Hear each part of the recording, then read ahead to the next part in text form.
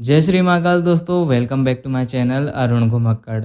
दोस्तों, इस वीडियो में मैं आपको लेके चल रहा हूँ महाराष्ट्र के तीनों ज्योतिर्लिंगों की यात्रा करने कि आप कैसे एक ही ट्रिप में तीनों ज्योतिर्लिंगों की यात्रा कर सकते हैं। और आपको बताऊंगा कि मैंने अपनी यात्रा में महाराष्ट्र के तीनों ज्योतिर्लिंग की यात्रा कैसे पूरी की है, इसमें मुझे कितना समय लगा, इस यात्रा में कौन सी ट्रेन लेना है, कब लेना है आपको, कहाँ कहाँ रूम लेना है आपको, दर्शन करने में कितना समय लगेगा, आपकी ये यात्रा कितने दिनों की होगी और आपका तीनों ज्योतिर्लिंग के दर्शन करने में कितना बजट आएगा, ये सभी जानकारी इस वीडियो में मिलने वाली है। तो दोस्तों, चैनल को सब्सक्राइब कर लीजिए, वीडियो को लाइक करिए और अपने दोस्तों को इस वीडियो को शेयर कीजिए। तो चलिए वीडियो को शुरू करते हैं। दोस्तों, सबसे पहले आपको इस यात्रा में महाराष्ट्र के कौन से ज्योतिर्लिंग सबसे पहले दर्शन करने हैं आपको यह डिसाइड कर लेना चाहिए। जैसे मैं सबसे पहले त्र्यंबकेश्वर जा रहा हूं, क्योंकि मेरे शहर से नासिक के त्र्यंबकेश्वर सबसे पास पड़ते हैं। इसके बाद औरंगाबाद के कृष्णेश्वर और लास्ट में पुणे के भीमाशंकर ज्योतिर्लिंग के दर्शन करेंगे। चलिए, कैसे 3 दिनों में आपको तीनों ज्योतिर्लिंग की यात्रा करना है मैं बताता हूँ। दोस्तों, सबसे पहले आप आपके शहर से रात की ट्रेन बुक करें, जिससे आपके लिए आसान हो जाएगा कि आप सुबह सुबह नासिक पहुँच जाएंगे, जिससे आपका एक एक्स्ट्रा दिन लगने से बच जाएगा। दोस्तों, अब हमारा डे 1 स्टार्ट होता है नासिक से। डे 1 में आपका क्या खर्चा आने वाला है वो मैं आपको डे 1 के एंडिंग में बताता हूँ। दोस्तों, हम लोग आ चुके हैं नासिक, महाराष्ट्र। अगर आप नासिक रेलवे स्टेशन पहुंच गए हैं तो आपको त्र्यंबकेश्वर पहुंचने के लिए बस या टैक्सी करना होगा, क्योंकि नासिक रेलवे स्टेशन से त्र्यंबकेश्वर की दूरी 39 किलोमीटर है। दोस्तों, हमने नासिक जो रेलवे स्टेशन है यहाँ से हमने एक वेन कर ली है। 600 रुपये में हमारे को त्र्यंबकेश्वर मंदिर छोड़ेंगे। यहाँ आप बस से 150 रुपये में 40 मिनट के अंदर त्र्यंबकेश्वर पहुँच सकते हैं और पर्सनल टैक्सी से 600 रुपये में आधे घंटे के अंदर त्र्यंबकेश्वर पहुँच सकते हैं। दोस्तों, हम त्र्यंबकेश्वर आ गए हैं। दोस्तों, अगर आप त्र्यंबकेश्वर पहुँच गए हैं तो आपको रुकने के लिए रूम लेना होगा। यहाँ पर रुकने के लिए बहुत ऑप्शंस अवेलेबल हैं। बेस्ट ऑप्शन मैं आपको बताता हूँ जो आपके बजट में भी होगा और नीट एंड क्लीन होगा। इसके लिए मात्र आप मंदिर से 100 मीटर दूर प्रीतम लॉजिंग आ सकते हैं। यहाँ पर आपको 4 पर्सन के लिए 700 रुपये में एसी रूम आसानी से मिल जाते हैं और कुछ दूर डॉर्मेट्री भी अवेलेबल है, 200 रुपये पर पर्सन में मिल जाते हैं। यहाँ पर रूम लेने से फ़ायदा यह है कि खाने पीने की सभी जगह पास में है। दोस्तों, महाराष्ट्र की इस यात्रा को आप बारिश या ठंड के समय में आने के लिए तैयारी करें, क्योंकि ये सीज़न सबसे बेस्ट माना जाता है। चलिए, रूम ले लिया है तो अब हम चलते हैं दर्शन करने। हाँ तो गाइस, अब हम लोग जा रहे हैं त्र्यंबकेश्वर भगवान के दर्शन करने। और ये हमने सस्ता सा रेनकोट ले लिया है और ये हमारा होटल है। तो यहाँ से अभी हमने ये यहाँ से परचेज़ किया है, क्योंकि पानी बहुत ज़्यादा तेज़ है तो ये लेना पड़ा। हाँ तो दोस्तों, हम फाइनली आ गए हैं त्र्यंबकेश्वर जी के मुख्य द्वार पर। तो चलिए प्रवेश करते हैं जल्दी जल्दी और फिर दर्शन करते हैं। त्र्यंबकेश्वर में आप दर्शन 2 प्रकार से कर सकते हैं, एक निःशुल्क दर्शन और दूसरा 200 रुपये का VIP टिकट लेकर दर्शन कर सकते हैं। इस सीज़न में भीड़ ज़्यादा रहती है तो निःशुल्क दर्शन करने में कम से कम 2 से 3 घंटे का समय लगता है। साथ ही VIP दर्शन करने में आपको 1.5 घंटे का समय लग जाता है, जिसका टिकट प्राइस 200 रुपये होता है। यहाँ काउंटर मंदिर के सामने है, यहाँ से आप टिकट ले सकते हैं। तो दोस्तों, फाइनली दर्शन होने वाले हैं। गाइस, दर्शन बहुत बढ़िया हुए हैं, मज़ा आ गया दर्शन करने में। अब मेरे तो दर्शन हो गए हैं, आई होप आपके भी दर्शन अच्छे से हो गए होंगे। तो चलिए अब खाना खाते हैं। दोस्तों, यहाँ पर प्रीतम होटल के सामने और आसपास में खाने की सुविधा बहुत अच्छी है। यहाँ पर आप अपने रूम में भी खाना मंगा सकते हैं। इसका मेन्यू चार्ट आप होटल या रूम वालों से ले सकते हैं, जो आपको काफ़ी कम रेट में अच्छा खाना प्रोवाइड करवाते हैं। दोस्तों, साथ ही आपको आसपास में 80 से 100 रुपये में काफ़ी ऑप्शंस थाली के मिल जाते हैं, जो कि बेस्ट हैं। तो चलिए, पहला दिन तो हमारा यहीं ख़त्म होता है। दोस्तों, अब मैं आपको बताता हूँ कि हमारा डे 1 में कितना खर्चा हुआ है। हमारे शहर से नासिक तक की रेल की टिकट 400 रुपये में मिली है। नासिक रेलवे स्टेशन से मंदिर तक के लिए 2 वे का किराया हमारा शेयरिंग ऑटो में या शेयरिंग टैक्सी में 300 रुपये लगा है। होटल में रुकने का किराया 200 रुपये पर पर्सन का लगा है। खाना हमने 2 टाइम का 500 रुपये में खाया है। इस प्रकार हमारा त्र्यंबकेश्वर में टोटल खर्चा हुआ है 1400 रुपये। दोस्तों अब हम नासिक से औरंगाबाद घृष्णेश्वर ज्योतिर्लिंग के लिए निकल जाते हैं, जिसके लिए हम आज ही रात की ट्रेन से सफ़र करने वाले हैं, जिससे हमारा एक्स्ट्रा समय ना लगे और हम सुबह जल्दी औरंगाबाद पहुंच जाएं। इसके लिए हमने नासिक से देवागिरी एक्सप्रेस में पहले से ही टिकट बुक करा रखा है। यह हमें रात में 1 बजे नासिक से मिलेगी और सुबह 4:15 पर औरंगाबाद पहुंचा देगी। इस ट्रेन में हमारा किराया स्लीपर का 145 रुपये लगा, क्योंकि नासिक से औरंगाबाद की दूरी 180 किलोमीटर है। मैं आ गया हूँ औरंगाबाद रेलवे स्टेशन। दोस्तों अगर आप औरंगाबाद रेलवे स्टेशन पहुंच गए हैं तो आपको घृष्णेश्वर पहुंचने के लिए बस या टैक्सी करना होगा, क्योंकि घृष्णेश्वर ज्योतिर्लिंग की दूरी 22 किलोमीटर है। अगर आप मंदिर के लिए टैक्सी करते हैं तो रेलवे स्टेशन से 200 से 250 रुपये में आप मंदिर पहुंच सकते हैं। बस से मंदिर पहुंचने के लिए 50 रुपये देना होगा। दोस्तों दर्शन से पहले इम्पोर्टेंट है कि आप पहले रूम की व्यवस्था करें। घृष्णेश्वर ज्योतिर्लिंग महाराष्ट्र के शहर से आउट एरिया में पड़ता है, जहां पर आपको ज़्यादा फैसिलिटीज़ नहीं मिल पाती है। यहाँ पर आपको लिमिटेड होटल्स मिलेंगे जो सीज़न के अकॉर्डिंग ओवर रेट मिलते हैं और कई बार आपको मिल भी नहीं पाते। इसलिए दोस्तों बेस्ट ऑप्शन होगा कि आप औरंगाबाद रेलवे स्टेशन के आसपास में रूम लें। दोस्तों हमने औरंगाबाद रेलवे स्टेशन के पास में ही रूम ले लिया है, जो कि हमें 800 रुपये के लगभग में पड़ा है और इससे कम ज़्यादा में आपको बहुत सारे ऑप्शंस मिल जाते हैं और फ़ायदा ये है कि घर वापसी के लिए आसान होगा। दोस्तों हमने होटल ले लिया है, चेक इन हमने कर लिया है और ये जो होटल है हमने लिया है रेलवे स्टेशन के सामने। औरंगाबाद जो रेलवे स्टेशन है उसके सामने ही हमने होटल ले लिया है, क्योंकि वहाँ जाएंगे तो वहाँ पर थोड़ा कॉस्टली भी बढ़ेगा। दोस्तों चलिए अब रूम ले लिया है तो दर्शन की प्लानिंग करते हैं। अगर आप घृष्णेश्वर आ ही गए हैं तो क्यों ना हम घृष्णेश्वर ज्योतिर्लिंग के साथ साथ कुछ आसपास की बेस्ट प्लेस विजिट करें, जो कि दोस्तों घृष्णेश्वर रूट पर ही पड़ते हैं, जैसे एलोरा की गुफा, बीबी का मकबरा, अजंता गुफाएं और सुनहरी महल। यह घृष्णेश्वर के आसपास की बेस्ट प्लेस हैं। इसके लिए आप औरंगाबाद रेलवे स्टेशन से पर्सनल टैक्सी करें, जो कि 2000 से 2500 रुपये में मिल जाएगी।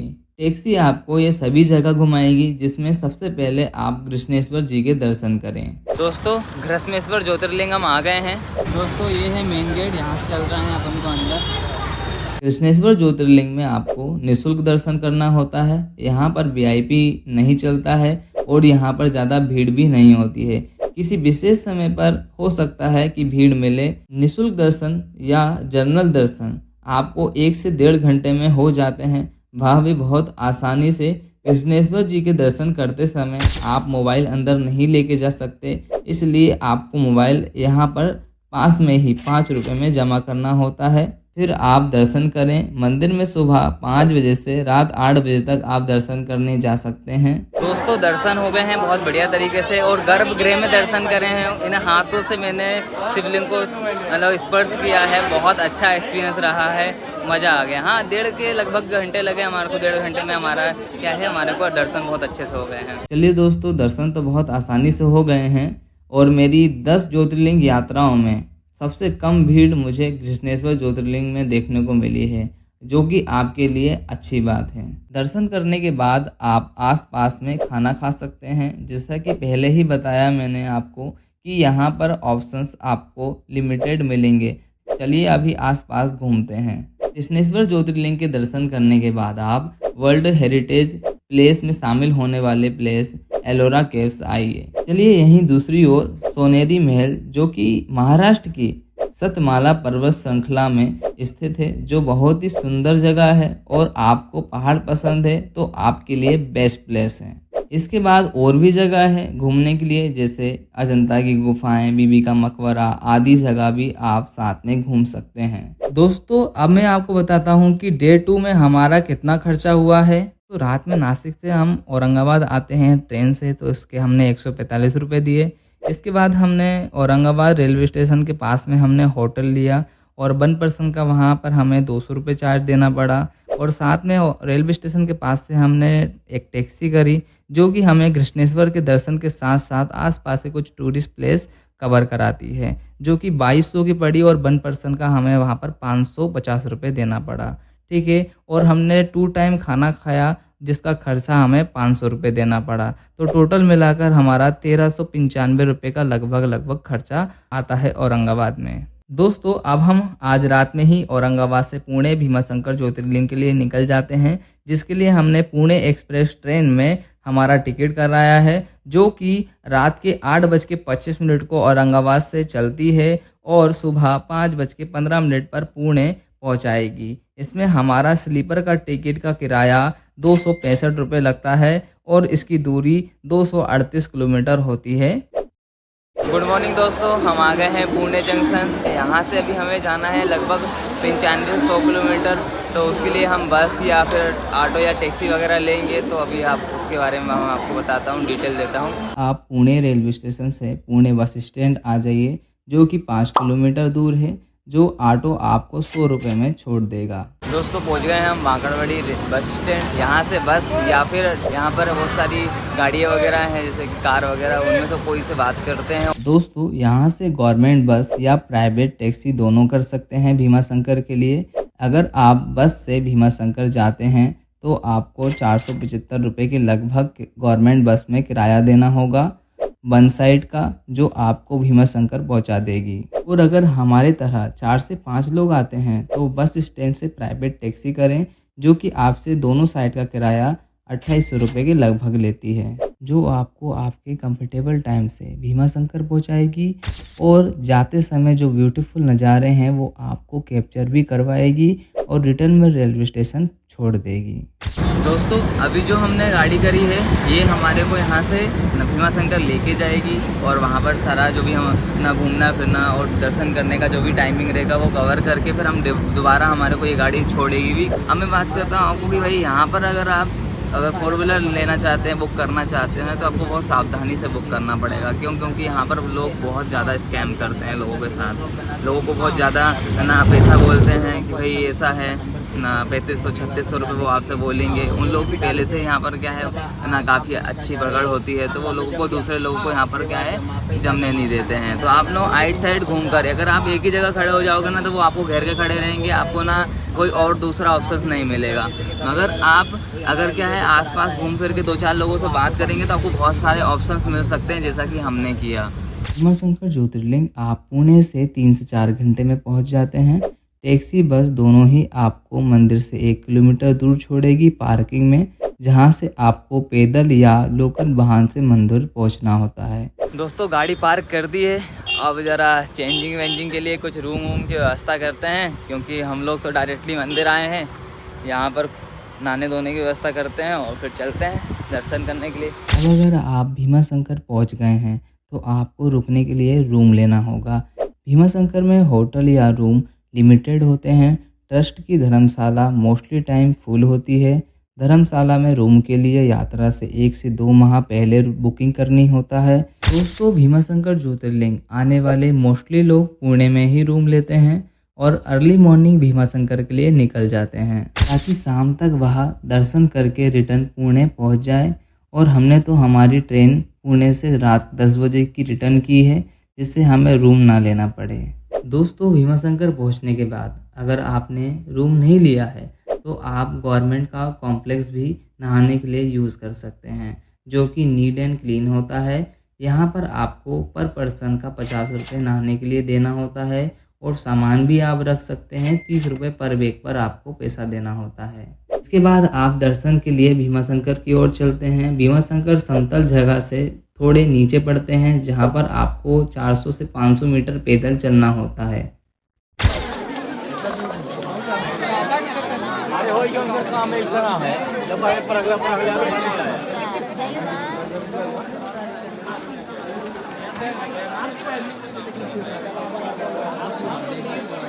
भीड़ कितनी सारी है। भीमाशंकर में आप 2 तरह से दर्शन कर सकते हैं, एक जनरल दर्शन और एक पैसे से वीआईपी दर्शन। जनरल दर्शन में काफ़ी समय लगता है। मानसून के समय अगर आप आते हैं तो यहाँ पर बहुत ज़्यादा भीड़ देखने को मिलती है और आपको जनरल दर्शन में काफ़ी असुविधा का सामना करना पड़ता है, पर दर्शन आपके 4 से 5 घंटे में हो जाते हैं। उन्होंने 500 रुपये का बोला है कि 500 रुपये में VIP दर्शन कराएंगे, तो हम देखते हैं 1 पर्सन के 500 रुपये के VIP दर्शन कैसे होंगे। अगर आपको VIP दर्शन करना है तो यहाँ पर कोई काउंटर नहीं है VIP दर्शन का। यहाँ के लोकल लोग आपसे 500 रुपये लेकर VIP दर्शन अच्छे से कराते हैं, जिसमें आपको आधा घंटे का लगभग समय लग जाता है और आपको दर्शन के बाद पैसा देना होता है। याद रहे, दर्शन से पहले किसी को पैसा ना दें और 500 रुपये पर पर्सन से ज़्यादा पैसा ना दें। आपको अगर VIP दर्शन करना है तो वही किसी थर्ड पर्सन से ही बात करनी पड़ेगी और ज़्यादा पैसे ना दें। हमने तो 500 रुपये में बात करी है, मगर बहुत ज़्यादा पैसे आप बिल्कुल ना दें। और लगभग एक से 1.5 घंटे हम लोग भी लाइन में लगे थे। हमने सोचा कि हाँ हो जाएंगे दर्शन, मगर बिल्कुल भी दर्शन होने की उम्मीद नहीं लग रही थी और हमारे पास टाइम कम है, इसलिए हमको क्या है VIP टिकट लेकर दर्शन करने पड़ रहे हैं। चलिए उसका प्रोसेस बताऊंगा।